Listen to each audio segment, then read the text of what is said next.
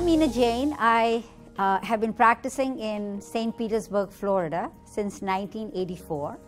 I trained in Rochester, New York, and then from there went to Chicago to train. I was teaching at Presbyterian St. Luke's, and then I had had enough of cold weather and I moved to sunny Florida and haven't left since.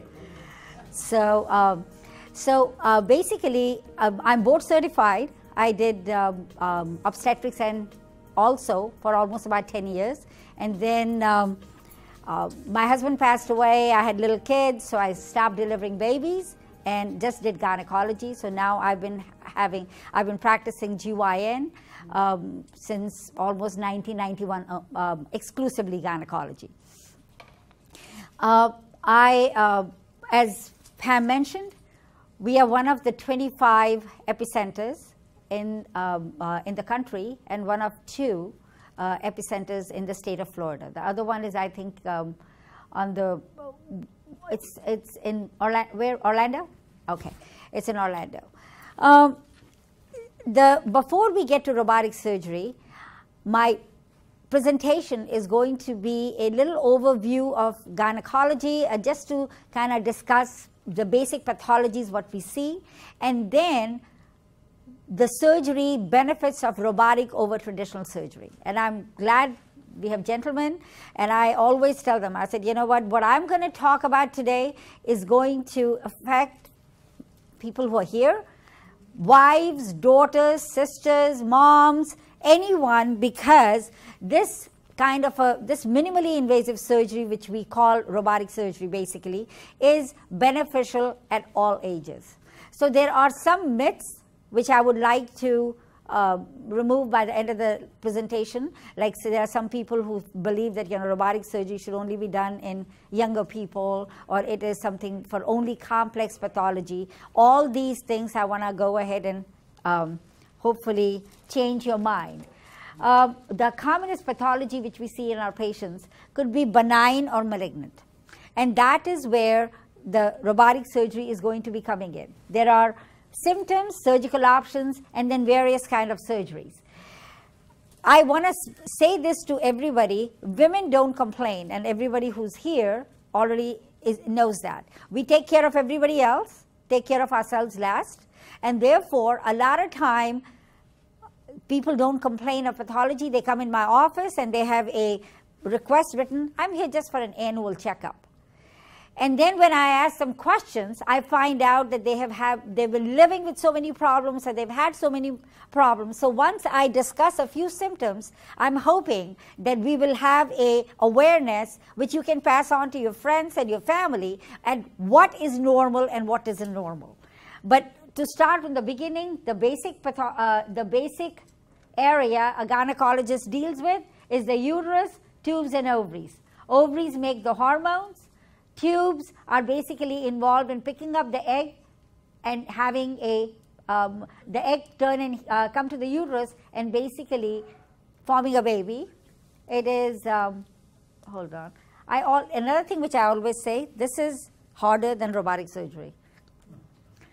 The uterus where we make a baby, this is the vagina and the cervix. And the pathology which we see in our patients can involve the uterus, tubes, and ovaries. You can have, these are the usual symptomatology which patients come to my office for.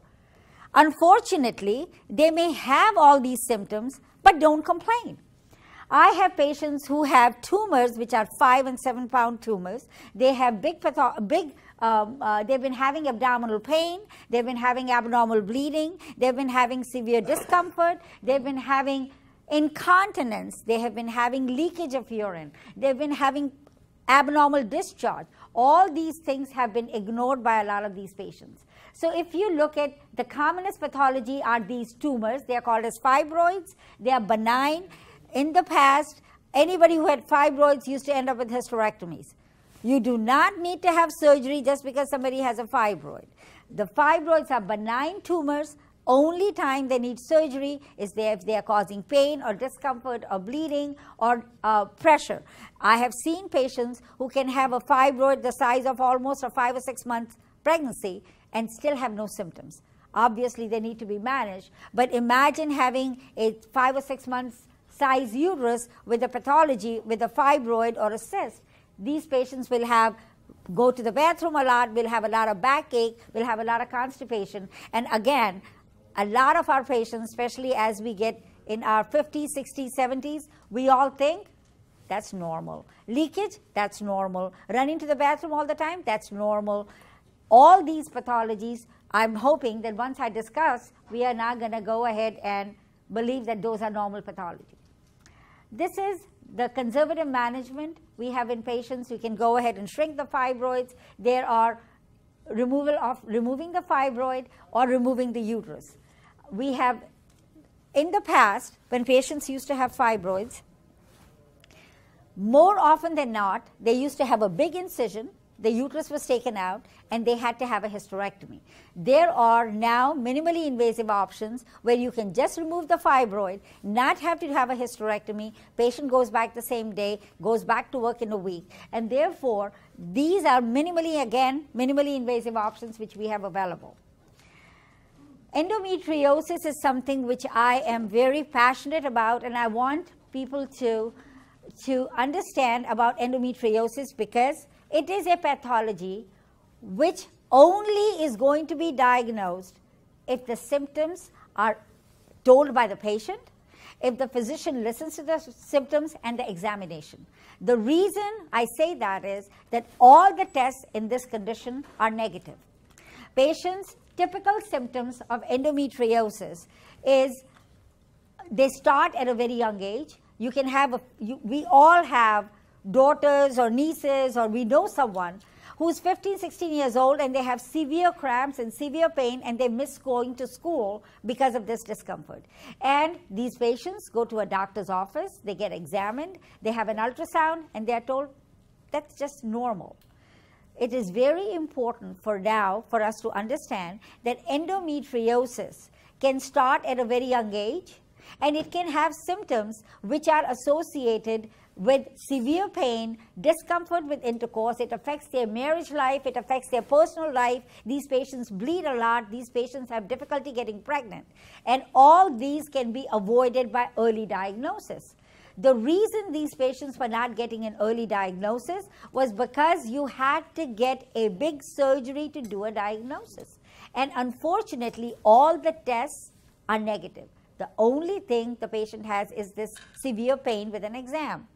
A lot of these patients are not diagnosed. They end up with complications, and eventually the only option they had was either they had a hysterectomy or they lived with the pain. The second misnomer a lot of time with women with endometriosis have is they are told, well, if you've gone through menopause, you will not have endometriosis.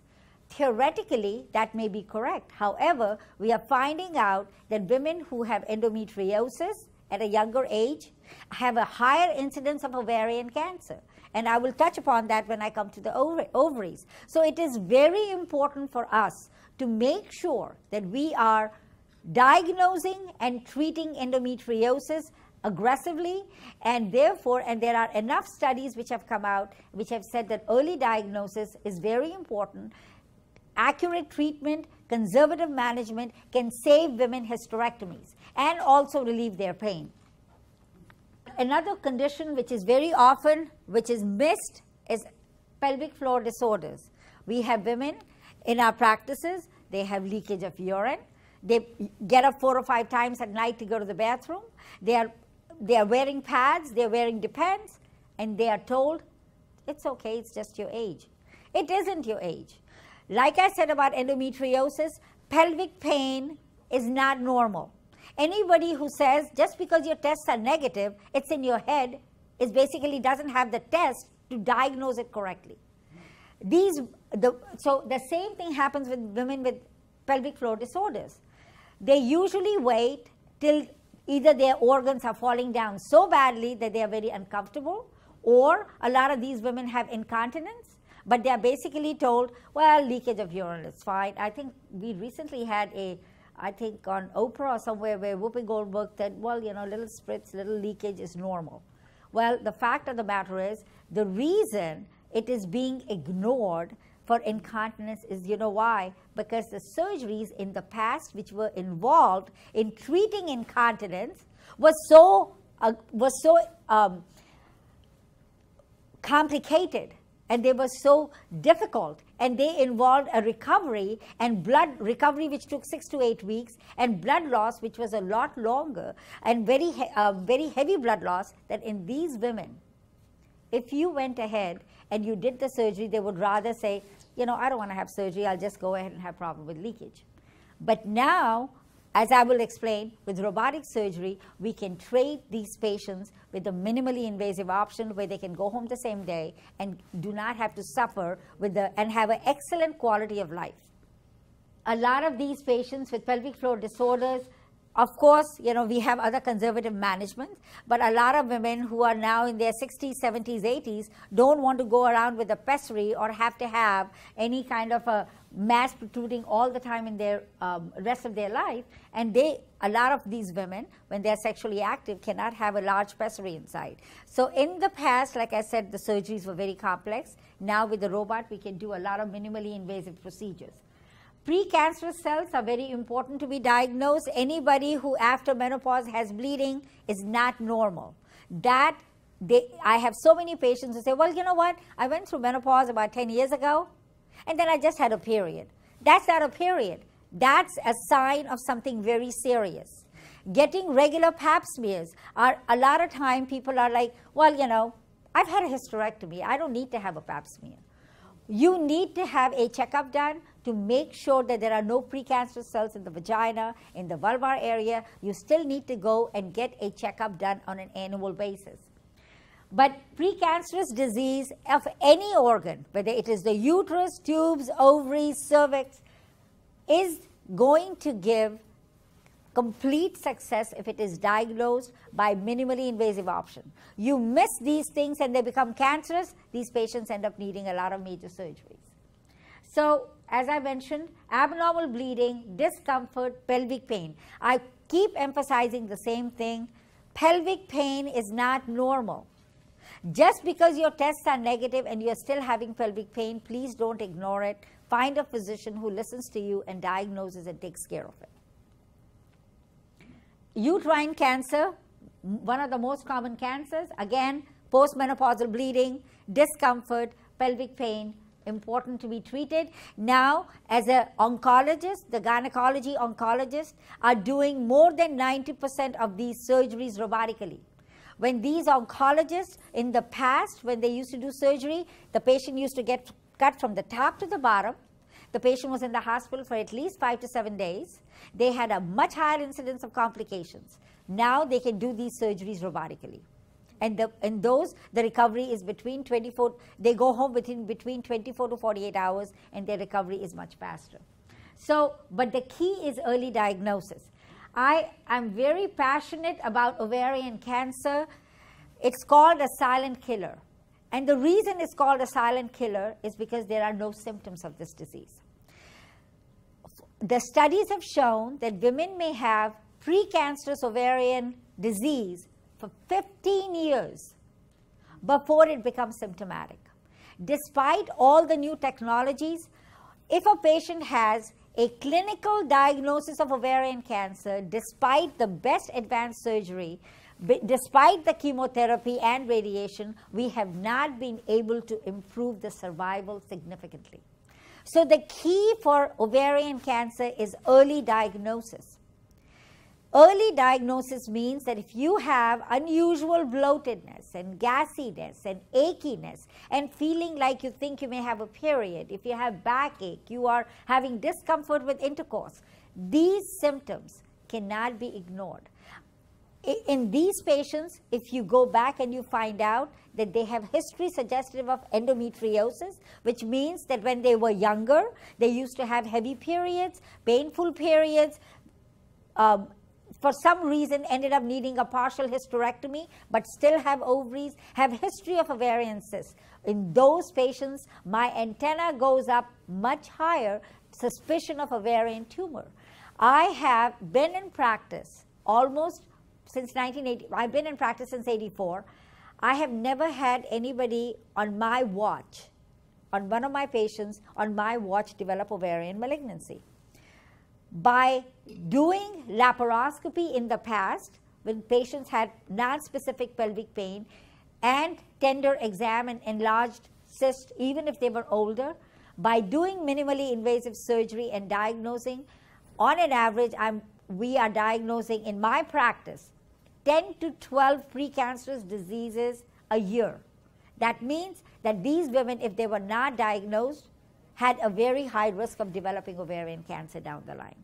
So ovarian cancer, if anybody you know have had bloatedness and achiness and they've had a gastrointestinal workup and everything is negative, but they keep having this pain, we can look inside, make sure there is nothing serious, look at their history, and then select if they are at a higher risk for ovarian malignancy. Early diagnose, when this ovarian malignancy is diagnosed early, you can have a robotic hysterectomy. You can go home the same day or the next day. You're back to normal, no chemotherapy, no radiation, and never have to get any kind of a risk of ovarian cancer. So these things are very important. The hysterectomy is where we remove the uterus. Complete hysterectomy is when you remove the uterus, cervix, tubes, and ovaries. Patients, we can have a hysterectomy done vaginally. The minimally invasive options are vaginal surgery and conventional and laparoscopic surgery. Over the years, I've been very strongly, passionately believe in giving minimally invasive option to my patients. Till about 5 to 5 years ago, in the United States, 70% of hysterectomies were done with a big incision. In contrast, I had an incidence of 10% of these women we were doing traditional, rest of them were being done laparoscopically till 5 years ago. So 90% of my patients were still getting a minimally invasive option, whether it was vaginal or laparoscopic. The benefits of minimally invasive surgery is reduced blood loss. It has very few complications. It is very important for us to realize the longer we stay in the hospital, the more complications we get. You get higher incidence of infection, there is higher incidence of ileus, there is more pneumonia. Patients are not as ambulatory, they get blood clots, they can get a lot of complications, and therefore, enough studies have been shown, including the experience of the physicians. The earlier the patient goes home, the faster they get better. So when you do these surgeries minimally invasive, a shorter hospital stay reduces their complication rate and therefore the faster recovery. And these incisions, as I will show you when we do laparoscopic or robotic surgery, the incisions are very small. Now the advantage of laparoscopic surgery is, of course you can do vaginal surgery and do a hysterectomy from below, but if you have a big tumor or a big mass, you don't have enough exposure to do a surgery from below. Then you need to have to cut a patient to look at their other organs. So it is the difficulty of vaginal surgery is reduced visualization, and if somebody has never had any children, it's very hard to do these surgeries. Now, laparoscopic surgery was, we could make small incisions, but the instruments when we used with the laparoscopic surgery were, as I would show, were almost like having food with chopsticks versus fingers. And when you did old-fashioned surgery, this is their incision. Then we started doing bikini incisions. And laparoscopic or Da Vinci incision are smaller. But I'm going to discuss the benefit of Da Vinci robotic surgery over laparoscopic. Now, when you did laparoscopic surgery, we had 2D image. Instruments were straight. So you're working with straight instruments, like having chopsticks, basically. The instruments are controlled at a distance. It was, when we did difficult surgeries, the reason in United States, 70% of surgeries are still, actually right now it's still 58 to 60% surgeries, hysterectomies are still getting with a big incision. So the point is, the reason is because learning laparoscopic surgery is very difficult. So very few surgeons are doing advanced laparoscopy. On the other hand, when we are doing robotic surgery, this is how it is. This is the robot, and this is where you sit in the room, like where I do surgery. So basically what happens is I've had questions asked by my patients, are you going to do the surgery or the robot? I'm doing the surgery. I'm using the robot to do the surgery. What happens with this is I'm sitting at the console, and it's like, I'm sure you've seen maybe you play video games, but I'm sure that you've seen your kids or grandkids play video games.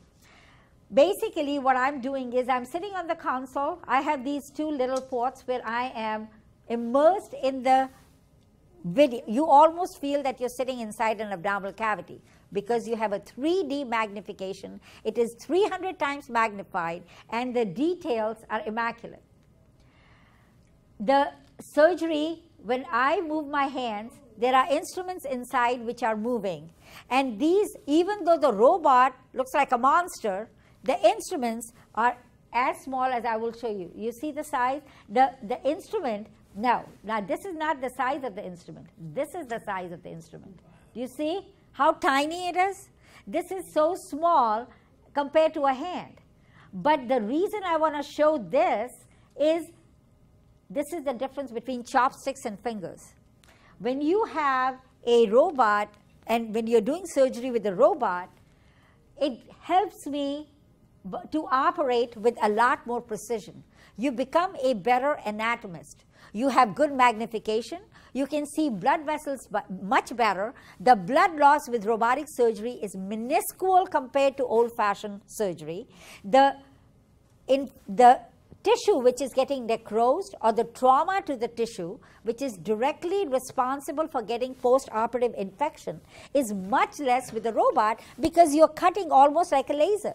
You're cutting very fine, you're making very fine incisions. And of course, the endo wrist, your hand can move in 360 degrees, and therefore, whatever I think, I move my hands in the console, and this instrument moves inside. So again, to emphasize, you can see how small the size of the instrument is. So we have, with robotic surgery, we have improved visualization, better instrumentation. The dexterity is excellent. And so what happens? A lot of surgeries where patient has a huge tumor, has everything, and I will show you two videos, very short ones, where I'm going to show you that these surgeries could not have been done with a laparoscope. And for somebody like me who used to do more laparoscopy compared to, like I said, more than 90% of my cases were done laparoscopically, but 10% of them were still needing to get opened up. So now, with the robot, I have less than 1% patients who need to have an open surgery. So therefore, it is a win-win for the patient and for me. The win for me is that I'm getting a better exposure. I can do complex surgeries without having to cut a patient open.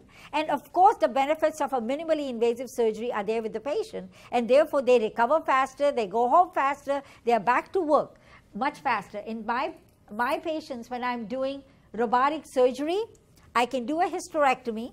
It is done faster than the old-fashioned surgeries, even the open ones.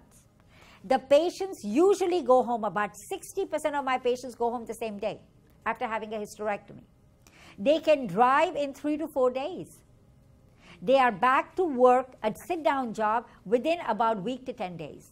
They usually come and see me for a 1-week post-operative checkup, and they drive to see me. I actually tell them that when you come for a week checkup, I want you to drive. So the point is they are in the hospital much less. Their infection rate goes down, their complication rate goes down, they are more ambulatory, and they have good cosmesis. They don't have a big scar. How many of us know people who've had a big incision? They almost feel like there's a buttock in the front. They have a big scar. And all those things get much less when you've had robotic surgery. So the incision size is much smaller. Their recovery, actually, tell you the truth, this is an older slide. The hospital stay is outpatient. This is not 1 to 2 days. And the recovery is much faster. And return to normal activity, literally, they need pain medication. Pain is so much less in these patients.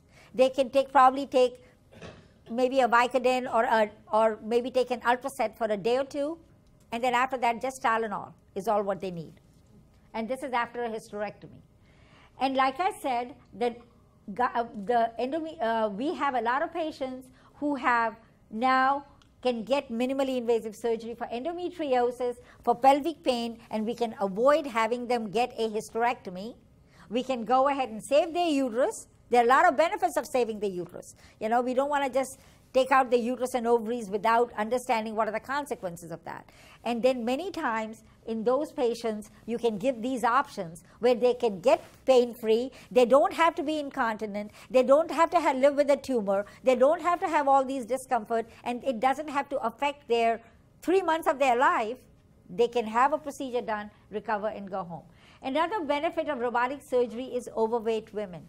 Or obese patients. When we could not do robotic surgery in patients who were very we could not do, laparoscopic surgery in patients who were overweight. In those patients, they had to get incisions done. Now with robotic surgery, we can very safely do a minimally invasive surgery robotically on these obese patients.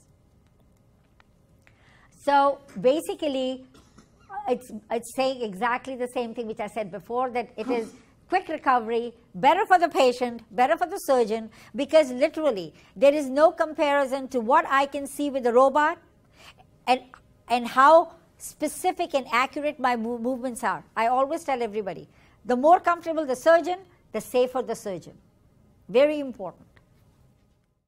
This is, as you can see, this is the inside of the patient, and you can see, now these instruments look way big, but you see how magnified they are? This is the colon. This patient had so much scar tissue that under no circumstances I could have been able to do this surgery on this patient. Now this patient ended up having precancerous disease of the ovaries. The only symptom she had was pelvic pain. All her tests were negative. Her ultrasound was negative, her CAT scan was negative, her blood test was negative, her pap smear was normal. The only thing she had was pain, pain, pain. And the fact is, when you have severe scar tissue, when you have endometriosis, when you have adhesions, ultrasound, CAT scan, MRI, nothing is going to pick it up. It's your symptom and my exam. When you have pain and I examine you that your uterus and ovaries are tender, I don't care what the tests show. I know there's a problem which needs to get taken care of. And that's where the robotic surgery is beneficial. Because you go in, you fix the problem, and then, could you move that a little forward, or do you have that remote? Sure. You can just put it somewhere around here. Again, this is, that's good. That's the uterus. All this could not, I don't want anybody getting sick. I'll stop it in 2 seconds. But as you see, all this surgery could not have been done with a laparoscope or any other way. This lady, if I would have done a traditional surgery, would have ended up being in a hospital for at least 2 to 3 days, would not have been able to drive for at least 2 to 3 weeks, and would have had a huge incision. This lady, she went home the same day, and she came to my office 5 days later. She was back to work in a week. So basically, back to what I was saying, I think that there is no comparison between robotic surgery and the old-fashioned traditional surgery. Those benefits are very clear. But there are the benefits of robot over laparoscopy is what I'm mentioning. And now robotically they can do gallbladder with a small incision. People go home the same day. They do robotically open heart. They do robotic thyroid surgery. They do colon surgery. Robot is the way to go because it is the magnification and the details are so incredible that only when people who know how to do it, once they understand, once they can see the details, they would never go back and do it the traditional way, because I think that the care you get is not the same. I think the care you get robotically when you have robotic surgery is very beneficial. Prostatectomies, robotic prostatectomies. It is the state of the art. That is the standard of care. A lot of physicians are now doing robotic prostatectomy because it spares the nerves a lot better. Now, you know, you always, another thing I want to say, every time you have any kind of a new technology, there are patients, you know, I heard so-and-so said that this happened and that happened. Any kind of surgery, there is risk of complications, so I never want to undermine ever the risk of any surgery. However, the risk of complications with robotic surgery are much less than old-fashioned traditional surgery or a difficult laparoscopic surgery. Okay? That's okay. Thank you. I hope you enjoyed it.